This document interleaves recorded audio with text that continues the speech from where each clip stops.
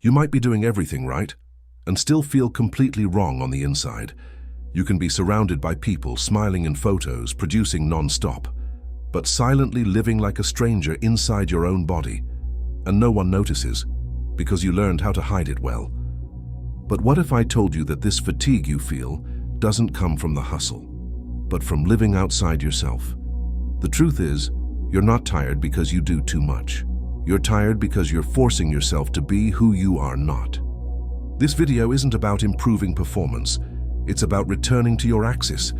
It's about remembering who you were before the world told you who you should be. Your soul doesn't scream. It whispers. And if you've come this far, maybe it's calling you now. Today you'll understand deeply why so many things are stuck in your life, why it feels like you always arrive but never feel arrived, and what happens energetically, spiritually, physically, when you align with who you were meant to be. This isn't coaching. It isn't cheap self-help, it's real. It's pure energy, moving your essence back to the right place. If you feel something invisible pulling you inward, stay with me until the end, because something inside you is ready to awaken. First sign, the invisible misalignment. Sometimes you wake up, but it's like you haven't awakened. The body gets up, but the spirit stays lying down, curled up in an unspoken corner. You look in the mirror, arrange your face with a technical smile, and rehearse the social version of yourself. Out there, everything seems to demand hurry, but inside, something whispers, "This isn't you." And you pretend you didn't hear, because an entire world is asking you to perform. This is the misalignment no one sees. It doesn't shout, it weighs. It's a tiredness that sleep can't fix, a fatigue with no name on any medical report. You may be doing everything right and still feel wrong, as if you had to play a character just to be accepted on life's stage. Say it's like driving a car with a crooked steering wheel. You can move forward, but you have to correct it all the time. And that's exhausting. Even if no one notices, the direction is forced, the route is off. And the cruelest part? Sometimes you don't even remember your starting point. There are days you feel like you're living, but it's as if you're watching from the outside. Laughter comes on autopilot. Tasks are executed efficiently, but without soul. And the emptiness grows, not as a hole, but as a subtle weight dragging across your chest. It's the weight of what you should be, all the versions you believed you needed to wear to be loved, accepted, validated. This misalignment doesn't come from the outside. It's born from subtle self-betrayal. That meeting you accepted even knowing you needed rest, that opinion you swallowed to avoid conflict, that yes you said while hearing a clear internal no. Micro-betrayals that pile up like dust on the soul. And the curious thing is, the more you try to fit in, the more you lose your shape. You wake into days you didn't choose, live roles you didn't write, say lines you don't believe. Routine becomes a script, but no one handed you your soul's original screenplay. And still you keep going with the crooked wheel as if nothing were happening. But it is. It is. Some people ask, why am I so exhausted if I didn't even do that much today? The answer, though uncomfortable, is clear. You're carrying versions of you that aren't yours. Exhaustion comes from holding up the mask, not from living in truth. Living in truth physically tires you, yeah, but it renews you energetically. The opposite drains you from within, and not even the best coffee fixes that. This misalignment also shows up in small irritations. That moodiness for no reason, the lack of patience, your body wanting to stop, and you pushing a little more. The body doesn't lie, the soul doesn't lie, but you learn to ignore both. And in time, that exacts a price. The truth is, when you disconnect from yourself, everything else loses color. Even achievements feel empty. You arrive where you wanted and ask, was this it? Because arriving, my friend, isn't the same as being in the right place. It's possible to win at life and lose yourself. Some learn this early, others only after a crisis, because sometimes the universe realigns you by force. It removes what you didn't have the courage to release. You call it bad luck. But it was only a recalibration of the path. Living misaligned is like insisting on a pothole-ridden road. Eventually the car stops, And then you understand your soul's GPS had been trying to warn you. You don't need to wait until you break to understand this. You can start now, noticing the subtle signals of your body, your energy, your emotions. Misalignment begins with small neglects, but the return begins with the small courage to be honest with yourself.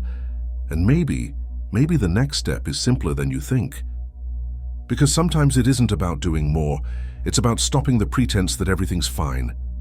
It's about pulling over, taking a deep breath and admitting, I lost myself. Only when you acknowledge the misalignment can you begin to return. And on that return, body, mind, and soul start looking at each other again. Second sign, the disconnection between mind, body, and soul. The body speaks nice, but the mind has a bad habit of interrupting. You feel the fatigue arriving, yet you say, just one more task. Your stomach tightens, but you answer, I'll eat later. You notice your chest constrict and put on an upbeat playlist to ignore it. That's how it begins. The mind trying to silence the body and the soul left hanging. Neuroscience shows the body reacts to the mind as if everything were real. If the mind says we're in danger, the heart races, muscles tense. No lion needs to be in the room, just an email with urgent in the subject line. The mind creates and the body believes. But when the threat is constant, the body starts to collapse. It's what they call hyperactivation of the internal alarm system. We live in fight or flight mode with nowhere to run. Tension in the shoulders, insomnia, gastritis, all of it can be the mind lying. And the body, loyal as ever, responds until it can't anymore. Because the body screams at when the mind insists on denying the truth. Maybe you've felt this. That chest pain with no diagnosis. That suffocating feeling with no explanation, or that sudden crying spell in the middle of an ordinary day. But it isn't out of nowhere. It's the body warning you that something inside is no longer at peace. Curiously, the more you try to produce, the less you feel. You become a task machine, a stranger inside your own body. The soul tries to express itself, but it's like a radio on minimum volume, and deep down, you know, you're betraying something sacred. Your innermost truth got shoved under the rug of hurry. There was a time I lived like this too.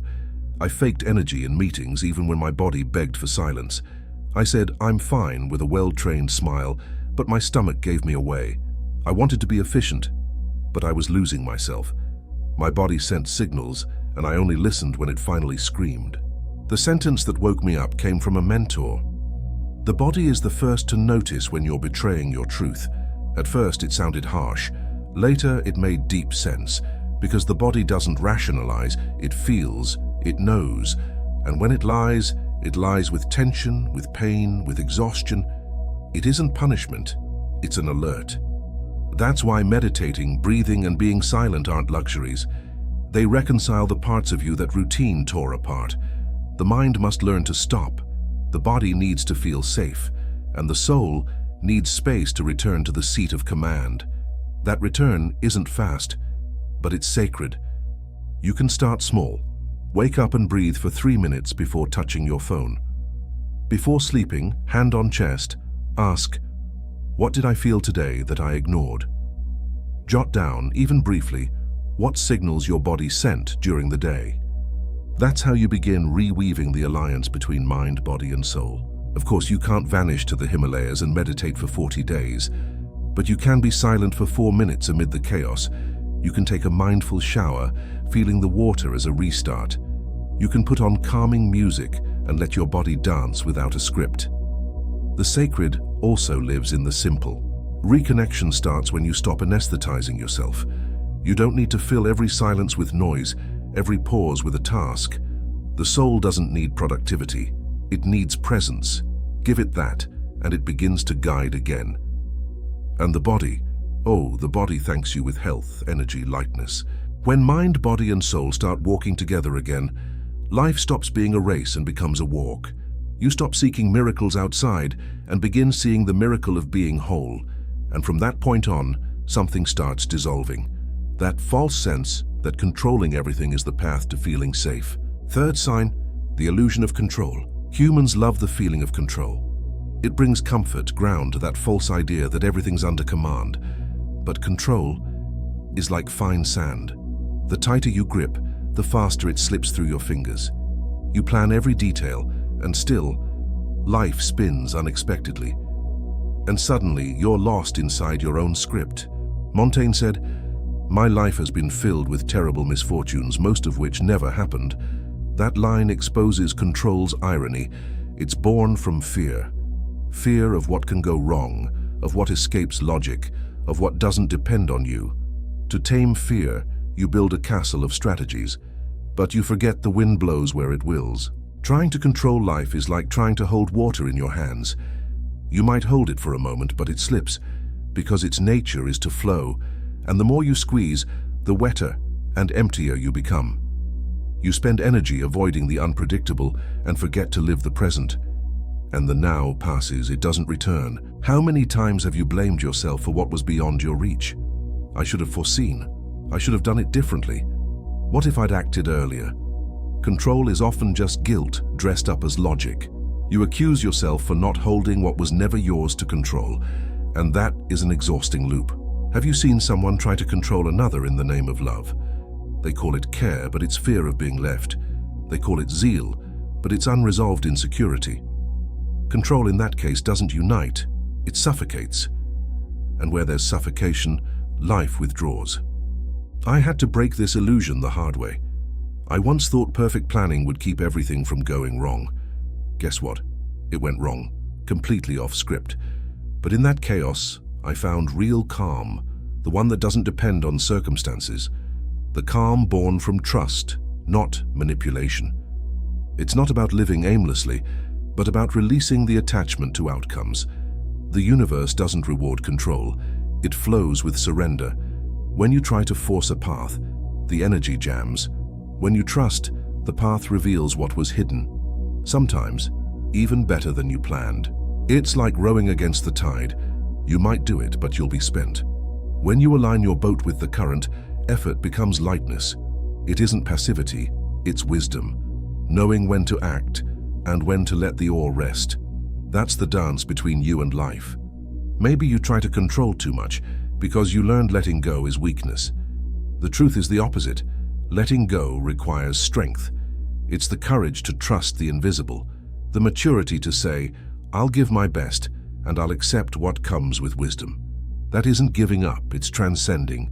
Think about everything you tried to force and didn't flow. Now think about what simply happened, with little effort yet so perfectly. Notice the pattern. What flows respects its timing. What clings reveals inner resistance, and control almost always springs from that resistance. If you want a starting point, observe where you try to control most today. Maybe a relationship, a goal, a routine. Ask yourself, does this come from trust or fear? That question alone begins dissolving the illusion, because light dispels deception, always. And when the illusion starts to fall, you don't feel vulnerable, you feel light, not because you have everything under control, but because you no longer need to pretend you do. And so, little by little, you create space for something truer to arise at the center of everything, your point of balance. Fourth sign, the return to center. There's a place within you that doesn't move. Even when everything around you shakes, that point remains still. It's your center. In the rush to fix things outside, you forget to visit it, and so you drift from yourself, even while being with yourself all the time. Returning to center isn't a grand event. It's an intimate gesture. It's when you stop fighting the now. It's when you drop your shoulders and for a moment feel you don't need to defend yourself. It's when you leave war mode and experience presence mode. Outwardly, nothing changes, but within, everything reorganizes. There's a field in you where emotion, thought, and action can vibrate at the same frequency. This is the field of alignment. You know you've entered it when what you think matches what you feel, and what you feel leads you to what you do. There's no friction, there's flow. The return to center starts with something simple. Pause. Not just any pause, the one you make with intention. A conscious breath. A minute with eyes closed. A firm not now to the world, and a gentle one to yourself. In that small space of silence, the compass recenters. Picture a compass spinning frantically. It points north only when you stop shaking it. Same with you. You hear your truth only when you stop stampeding over yourself. It takes pause for the center to reappear. I experienced this on a chaotic day. Everything demanded urgency, everything pressed. But I sat, breathed, and asked, what is truly essential right now? In that minute, everything slowed down. Curiously, I solved more in less time because I returned to center. At the center, time stretches.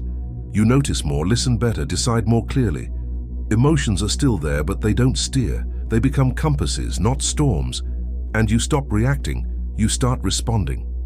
You can cultivate this state with small daily practices. 3 breaths before any meeting, a reminder on your phone that says, come back to you. A corner at home where you simply sit to feel. The center doesn't demand much, just attention. In this field of alignment, action is born from peace. You act without rush, decide without anxiety, speak without needing to defend yourself. It's as if your energy has returned to its natural place. The world will remain hectic, but that doesn't stop you from creating a center of silence amid the noise. And that silence expands. It starts within, but spreads outward. It permeates the environment with a calm that may not have an explanation, but has presence. Perhaps now as you read this, you already feel this return. Maybe your chest has loosened, your breath is lighter. This is real. Your body remembers the way home. It was just waiting for an invitation. And the more you inhabit this center, the less you feel the need to control the outside. Because inside, you're anchored. From there, what isn't true naturally begins to fall away, like toxins the body releases when it finds its own cure. 5th sign, the purification phase. After you return to center, something begins to happen. And it isn't comfortable. People drift away, conversations lose their meaning, old habits start to chafe. You feel as if you're losing what once felt familiar. But in truth, you're just emptying out what no longer vibrates with who you're becoming. It's the start of purification. Imagine the body eliminating a toxin. At first, there can be fever, chills, even pain, but that's not a sign of getting worse. It's the body healing. The same happens with the soul. When it begins to align, everything that was off course starts to clear out. You may feel lost, disoriented, and that's expected. For a long time, you navigated by patterns that weren't yours. Now that they're crumbling, the map fades for a while, but in that emptiness, the new begins to sprout. This phase can be lonely. Those you once connected with might not understand your choices. It may seem you're complicating everything when you're simply awakening. The pain of purification is the pain of stopping the pleasing to finally live in truth. And that takes courage. You start noticing some clothes no longer fit. Some places tire you, some conversations drain you, and you ask, has it always been like this, or am I only seeing it now? The answer is simple. Now you're seeing with the eyes of the soul. When I went through this, I thought I was regressing. I felt less like socializing, more in need of silence. I feared I was becoming strange, but in time I understood. I was just returning to myself. Purification was doing what it needed to do. It's important not to resist this process. The more you try to hold what should have gone, the more it hurts. Purifying is letting die what has completed its cycle, and trusting the empty space will be filled with something lighter, truer. It isn't loss, it's liberation. You can support this process with symbolic gestures. Declutter your home, donate items, review contacts, rethink habits. Sometimes a longer shower is already an energetic purification ritual, or write down everything you won't carry anymore, and then burn the paper. Simple acts that tell the universe, I'm ready to let go. And the universe responds, sometimes with silence, sometimes with endings, but always with coherence. When you choose to live aligned, what's dissonant finds no shelter. Naturally, it leaves. You may cry during this phase, and that's okay. Tears are purification too. They're not weakness, Gyan. They're the soul washing what's been stuck for too long. Let it out, without rush, without judgment. This stage is like pruning a tree. It seems harsh, but it's necessary for stronger growth. You are being pruned, and you'll bloom with more vigor, more authenticity. Trust the process, even when it looks chaotic. And when the pain begins to subside, you'll notice something new emerging: lightness. Not because you solved everything, but because you released the weight. And in this new vibration, life begins to reorganize, bringing what matches your new field. Sixth sign: silence as a portal. Silence isn't the absence of sound, it's the presence of something deeper, that only reveals itself when the noise ceases. But the world learned to fear silence, and rushes to fill it with anything. Music, notifications, distractions, all to avoid facing the echo of one's own soul. Yet it's in silence that truth draws near, not with fanfare but with subtlety. It doesn't invade, it waits to be heard. The soul doesn't scream, it whispers, and to hear a whisper, you must grow quiet. Imagine the sea. When it's agitated, it reflects nothing. When it's calm, it mirrors the sky. You're like that too. In turmoil, vision blurs. In stillness, all is revealed. It was on a day of profound quiet that I noticed something simple. My mind spoke too much, my soul almost nothing. Not for lack of wisdom, but for lack of space. I was so full of I need to, I must, I have to. There was no room to hear I am. Silence is a portal because it redirects focus. Instead of seeking answers outside, you begin listening within. Sometimes answers don't come as words, they come as sensations. Sudden peace, a clear intuition, a resounding no, a warming yes. All of that lives in silence. You don't need a mountaintop retreat to access this space. Silence can live between two breaths, in the moment you look at the sky and simply pause, in the decision to listen more than speak, in the choice not to react, but to observe. But note, silence can be uncomfortable at first. It reveals what noise was hiding. Wounds, fears, memories. Everything rises when the surface calms. That's why many avoid silence. It shows what needs healing. Yet this discomfort is part of the process. Don't run from it. Welcome what appears with compassion, not judgment. Remember, what emerges in silence isn't your enemy. It's a part of you asking for attention. Create silent rituals in your day.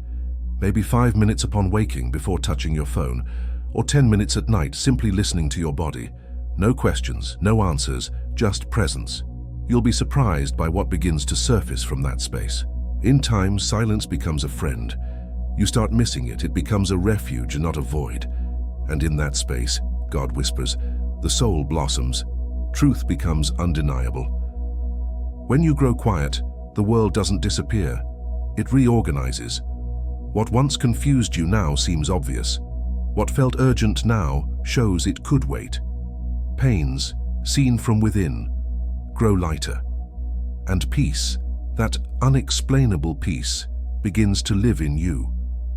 And in this new state of listening, you realize that living in a rush is forgetting who you are, that making noise isn't the same as making meaning, and that true purpose isn't found by running. It reveals itself when you stop.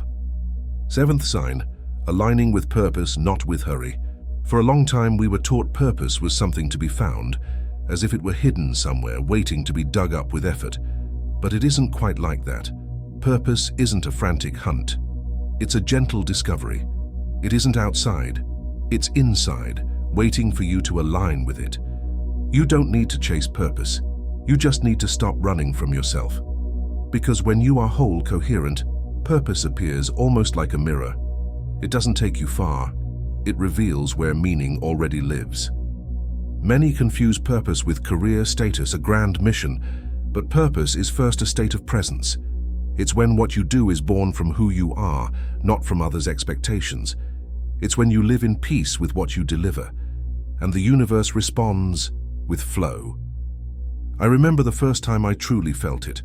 It wasn't a big event or a career milestone. It was just me, sitting, writing, and feeling peace. A peace that didn't ask for applause or validation, only presence, only truth, only alignment. Here's the little spoken secret. Purpose doesn't demand forced effort, it demands authenticity. When you act in coherence with who you are, life collaborates. The right doors open, the right connections appear. What seemed hard starts happening with more lightness. Of course, that doesn't mean everything will be easy. But it will be light because it will be true. You won't be swimming against yourself anymore. Each step will have meaning, even when the path is challenging, because there will be direction, not just speed. Hurry, on the other hand, disconnects you. It makes you confuse movement with evolution. You take on tasks that pull you away from your soul just because they seem productive. But productivity without purpose is only empty busyness. It's noise instead of music. If you want a simple exercise, notice what makes you forget time yet remember yourself. It may be cooking, teaching, listening, or creating. That's a clue. What calms you and awakens you at the same time smells like purpose. Always remember, you don't need to find purpose. You need to become the kind of person who lives in purpose. And that starts with daily decisions, choosing peace over hurry, presence over performance. Many run and arrive empty. They reach success with a dry heart because they lived on autopilot, hitting goals that had no soul. True purpose nourishes, expands, and is contagious. It doesn't drain you, it fuels you. And if today you still feel you don't know yours, maybe the question isn't "What's my purpose, Mike?" but "In which moments am I most truthful with myself?" Purpose hides in those simple answers, and it blooms when you stop distorting yourself. When you live in purpose, time aligns, the right people arrive, and even what felt like a block turns into redirection. Because now, you are aligned, not with the world's hurry, but with your essence's peace. And from that peace is born the most powerful offering, conscious surrender. Eighth sign, the lightness of surrender. After purpose reveals itself, the most challenging invitation appears: surrender. But careful, surrender isn't giving up. It's not throwing everything away or becoming a spectator of your own life. It's trusting the process without having the full map. It's saying, "I'll continue even without control." A mind used to controlling will resist. It will demand deadlines, guarantees, contracts signed with the invisible. But surrender doesn't operate by the logic of safety. It flows by the logic of trust. It's when you stop pushing the river and learn to swim with it. It is strength, yes, strength aligned with direction. Think of an airplane. It only takes off when it aligns with the runway, not when it tries to push the air. Surrender is that invisible alignment. It's not about inventing wind. It's about opening your wings at the right time. No anxiety, no rushing, just trust. I learned surrender after breaking myself trying to control. The more I forced things to work by sheer will, the more they jammed, complicated, drained me. Only when I let go, breathed, accepted, did things begin to flow with surprising lightness. Surrender demands a practical faith, not a theoretical one. The kind of faith you live daily, when you allow a pause without guilt, when you say, "I don't know, but I trust," when you choose rest, even with your to-do list staring at you. Many confuse surrender with passivity. True surrender requires active presence. You do your part, but release the weight of controlling the outcome. You plant with care, but let the rain come in its time. That is wisdom. That is spiritual maturity. Surrender also dissolves comparison. When you trust your flow, you don't need to compete with another's. You understand each person has a rhythm. Another's hurry doesn't define your velocity.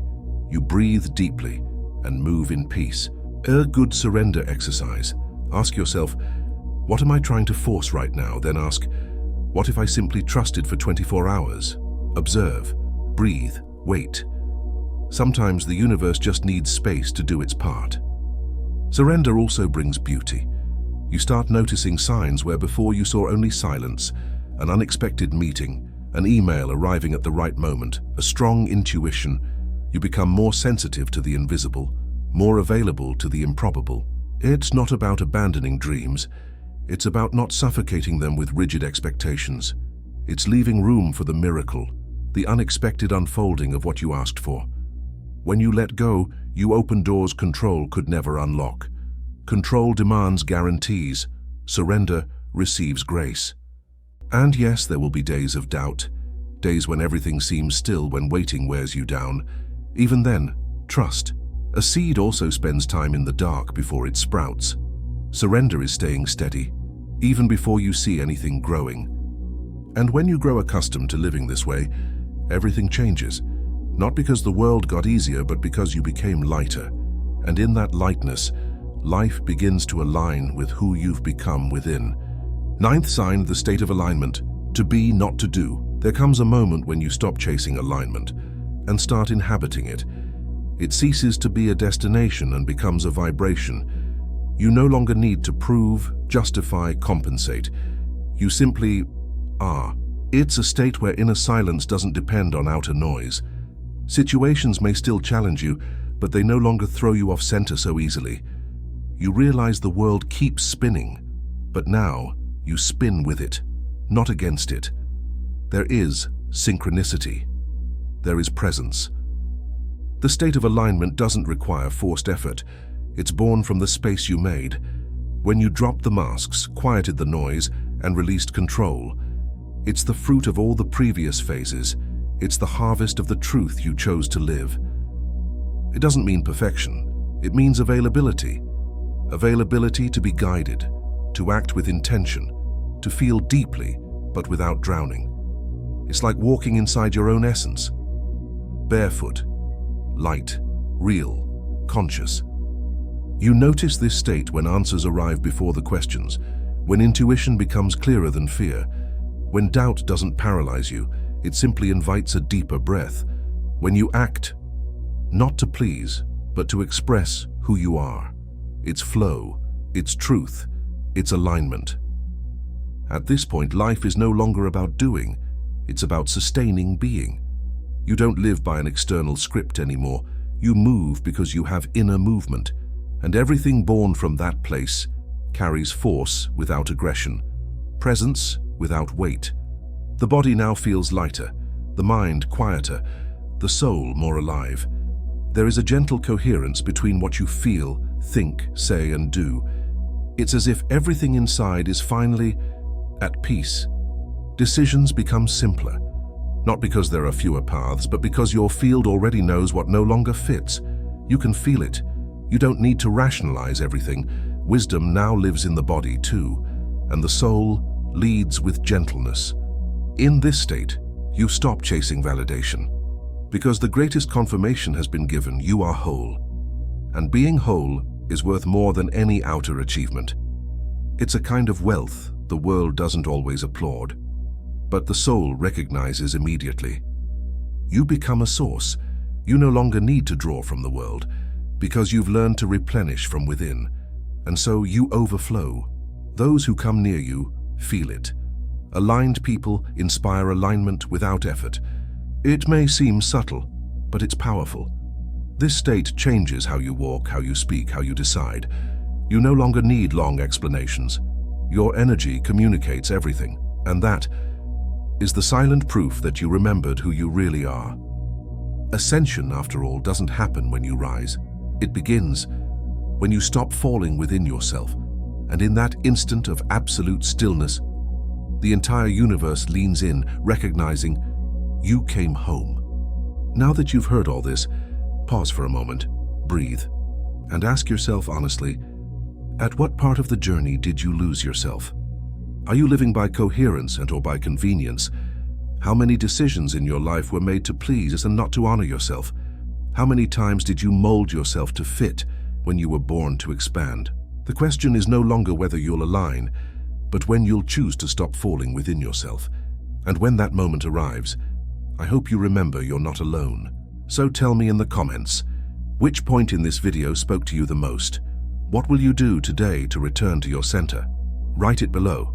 Your sharing might be the sign someone else needs to awaken. And if this video lit something inside you, then like, subscribe, and turn on the notifications, because here we don't just talk about spirituality, we live aligned with it. Until the next video, until then, return within, return to center, return home.